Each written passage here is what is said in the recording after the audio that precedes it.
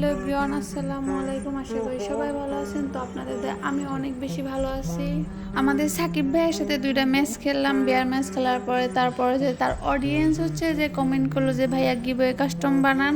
পরে যে ভাইয়া গিভওয়ে কাস্টম বানাইলো। বানানোর পরে হচ্ছে যে ভাইয়া বলল যে এক এক যে যার হচ্ছে যে স্কোট নিয়ে আসার পর হচ্ছে যে আমিও স্কোট বানাইলাম। তো ভাইয়া হচ্ছে যে আমার স্কোটে পড়ে না, ভাইয়া অপর সাইডে স্কোট বানাইছে।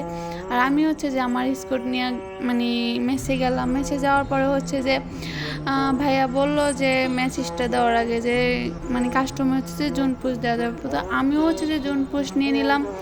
তারপরে হচ্ছে যে গাইস এক এক করে হচ্ছে যে টোকেন কালেক্ট করলাম। টোকেন কালেক্ট করার পরে হচ্ছে যে মানে লাস্ট পর্যায়ে যে ভাইয়ারা হচ্ছে ভাইয়ার স্কোর সব পুরো বাইসে আছে। আর হচ্ছে যে আমার টিমমেট সবাই তো হচ্ছে যে ডাউন হয়ে গেছে।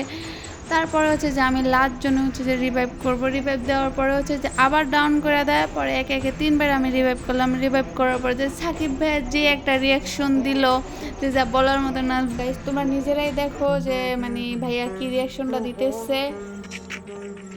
ফুসারটা কে রে ভাই? আর ভাই ফুসারটা কেডা সে জুন পুজ দিতেছে। গাইস এখানে আমার কাছে হচ্ছে যে টোকেন ছিল কিন্তু মেড কিট ছিল না, যার কারণে আমিও ডাউন হয়ে যাই। কিন্তু অনেক কষ্ট করে রিভাইভ করছি। আমার মানে আমরা হচ্ছে যে ভুয়া পাইলাম না। ভাইয়াদের কাছে সম্পূর্ণ লুট ছিল, যার কারণে আমরা কোনো ভুয়া পাইলাম না।